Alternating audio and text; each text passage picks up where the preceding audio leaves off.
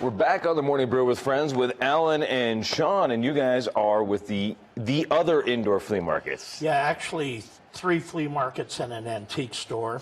The original one is called the Indoor Flea Market, so this last one we opened up is the other indoor flea market. And then there's and then it's also the indoor flea markets, I guess. There's a bunch of different names. It's great. All of them are similar, right? Yeah, very similar. The antique store, of course, is a little different, higher end antiques and collectibles. Very cool. Well, I've always wondered about the antique stores and the flea markets is, how do you become a vendor?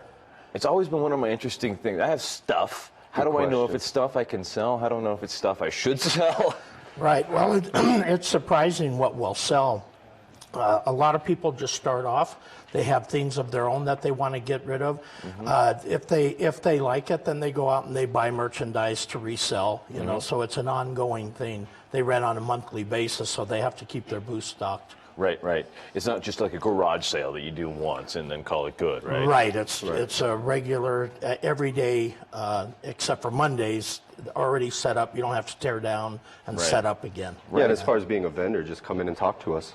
That sounds good. Come in and talk to me. That sounds easy. So, which one are you at? You're at the. You said you're at the Antique Mall. Well, actually, I'm at all 4. I'm the general manager and owner, and Sean is the manager of our newest store, the other indoor. The other indoor flea market. Right. Where is the other? The northwest corner of Central and San Pedro. Okay, cool. So, and what do you guys have there at the other? And is it Is it a different kind of merchandise than you have? No, it's. I would say we're the most flea market based. Low prices, good items. People come in looking for a microwave and we'll leave with a Christmas tree. There's no telling. I'm that kind of shopper too. Yes. I am that kind of shopper. Yeah. Well, you need to come in then. That's why I haven't been in a while. Because I end up, it's a great way to empty my wallet. Going to the places. Yes, it is. That's a smart way too. You're supporting the local community. Right, because they all are local vendors, right? Absolutely. You always hear the term support local business. With us, we're local business, but it's also supporting your local Albuquerqueans. People that live and shop right here in Albuquerque. Right. We have 350. Yeah, about 350 different vendors amongst the 4 stores. Wow. So average of about 85 per store. Wow. And are they there all the time? No, that's the idea, is that they don't have to be there at all. All the sales go through a central cash register, so they just have to come in, set up their booth, clean it, price their merchandise. Then we make payment to them once a month. So it's minimal output by them as far as the amount of time they spend daily. Right, yeah. They can just go in, set up, and then get out and not worry about it. Right. And there's all kinds of crazy. We have some of the photos here of some of the things that you guys have for sale. Star Wars.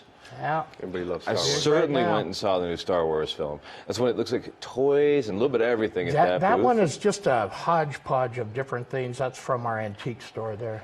We have people that'll shop for hours in the store. Yeah, literally 4 hours.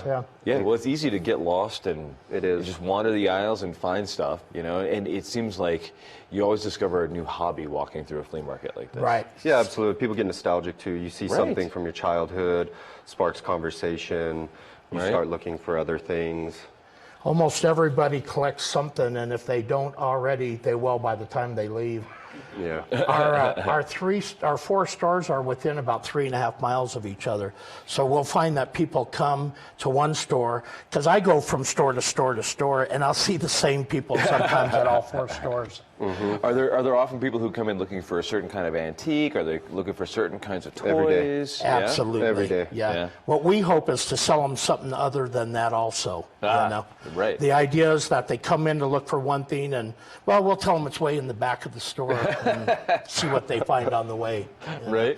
You go down here, you take a right, then you take another right, then you take another right, take another right. Right.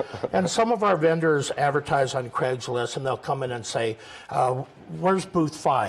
And we'll point to it. But what we notice is that they walk through the whole store. Right. And they're relatively big stores. They're average of about 16,000 square feet a piece. Big. So it can really take up their time shopping. Absolutely. Yes. Well, what is the most common thing people ask for? Oh, geez. I don't think there is common. Household stuff is probably... good, clean household items. Yeah, and that's what really sells, is things that are well kept and in nice shape, come in clean and well organized and displayed properly. You know, they'll come in looking for a picture on the wall and end up buying a couch. Right. You know? Right. Right. Yeah. Yeah, there isn't a rhyme or reason to what people are looking for. Really? Yeah, Just anything. anything. That's excellent. Anything. That's excellent. So what kind of vendors are you guys looking for? Or do you even have room I'm for going new to let vendors? Sean take that Or do because you even he's have new vendors? Oh, we do all the time. Okay. At Allen's store up on Eubank and Central, it's more established, so a lot of the vendors there stay. They're long-term vendors. I'm newer. I'm also a lot, I would say, more gentle with the newcomers because we're still building. We're in our Right. building stages. We'll be going on 2 years in May. So You to don't me, I fill want up 16,000 square feet overnight, right? Actually, we did open fully occupied. We did. We do have a But waiting list. That was because the existing stores were 30 years old, 16 years old, 15 years Ready to old. expand. So Right. then by the time we opened up the fourth store, by the time we opened, it was completely full. That's and it's great. still full. Sean's doing a great job. That's great. you. That's great. Yeah.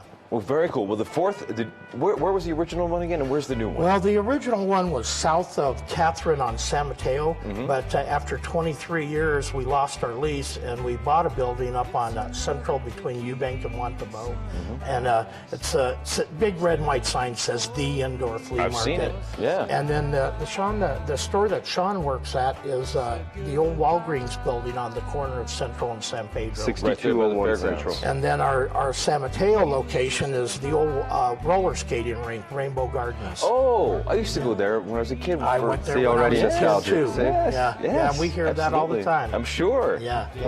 Then our antique stores on Monroe and Central, and they're all really nice stores, clean, and we really strive for a nice, friendly atmosphere. That sounds great. That sounds good. We'll be back in a couple of seconds. We're going out to more Eagles music today. Oh, boy. Sad to hear about Glenn Fry. Crying shame. Terrible. Right? And Bowie. First, I know. Bowie was the one that first got me last week, and now Glenn Fry.